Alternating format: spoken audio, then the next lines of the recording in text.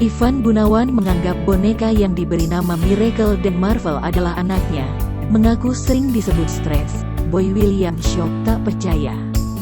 Benar saja, desainer kondang itu baru-baru ini memperkenalkan ke publik Miracle dan Marvel yang dia anggap sebagai anaknya. Layaknya seorang anak, Ivan Gunawan tentu mengajak kedua anaknya pergi kemana-mana. Hal ini tentu membuat publik heran. Bagaimana bisa sebuah boneka justru dianggap sebagai anak oleh Ivan Gunawan? Publik pun menilai Ivan Gunawan sudah mulai kehilangan akal.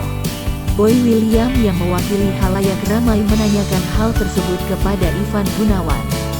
Boy kemudian menanyakan apakah benda yang sedang dipangku oleh Igun tersebut. Tak habis pikir dengan jawaban Igun. Boy William pun menegaskan bahwa bayi yang dimaksud oleh Igun itu adalah boneka. Hal itu kemudian membuat Igun geram dan ngegas pada Boy William.